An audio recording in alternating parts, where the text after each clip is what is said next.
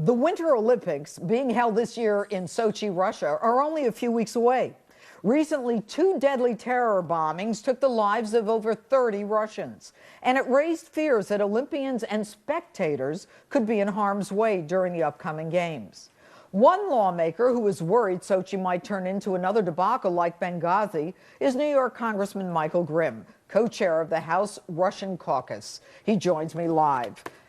Congressman, thanks for being with us. Thanks for having me. My pleasure. Why do you think that our athletes may be in danger, and why do you think this might be another Benghazi? Well, first of all, as far as our athletes being in danger, whenever we have, in the world we live in today, a world of global terrorism, a massive event like this, someone's always going to be at risk because it becomes a massive target. The problem we have with Russia is, number one, they don't really have an open press, so we don't know exactly how their security system's doing or not, because there's no one to really vet it and to tell anyone that there may be a breach. The second thing is Russia doesn't exactly have a great track record when it comes to sophisticated tactics. As a former FBI agent, you need to have sophisticated tactics to deal with any incident that may happen. But you know what's interesting, Congressman, I mean, Russia's the one who told us twice, right, the FBI, your old agency, that the Tsarnaev brothers were, up to no good. So Russia's not that behind it, Absolutely. And Judge, here's the reference to Benghazi. Yeah.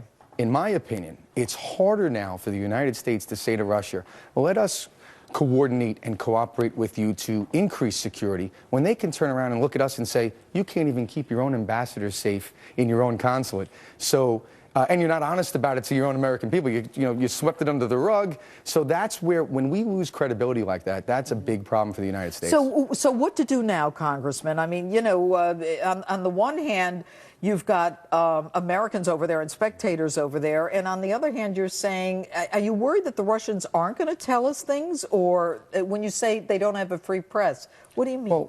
Well, they don't. I mean, the press is stifled by the government there. They don't have an open and free press. But wouldn't the government look to us and everyone else, because they don't want to have a problem over there? No, absolutely. And again, I do think that the Russians are going to do everything they can. What I would like to see is the United States, in coordination and cooperation with Russia, work together to make sure that we have the best possible security. Again, I just think the problem for us is that it's hard to go to Russia and say, we want to help you with your security, when they can turn around and say, after the debacle you just had in Benghazi, maybe we're better off on our own. And, as you just mentioned, we gave you a heads up, not once but twice, on the Tsarnaev brothers. On these brothers, and we didn't act. So that's why we've lost credibility, and it's harder for us to work with them. But you know what's interesting, in these recent attacks in Russia, the 30 Russians who were killed, did anyone take credit for that?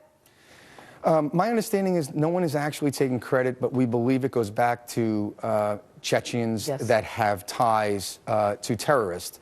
The other thing we need to remember, and this is something I learned a long time ago, even back in my days in the Marine Corps, if someone is willing to give their life, like strap on a vest, suicide bomb, right? A suicide bomb, there's very little that you can do at the outer perimeters. And we even saw that in Boston at the marathon. Unfortunately, no matter how good your security is, there can still always be a breach. It's that inner part of the security that you hope is not penetrable. But you know what's interesting, Congressman, is that, this is a free nation here in the United States. I mean, and that's part of, the price that we pay for the freedom is the openness.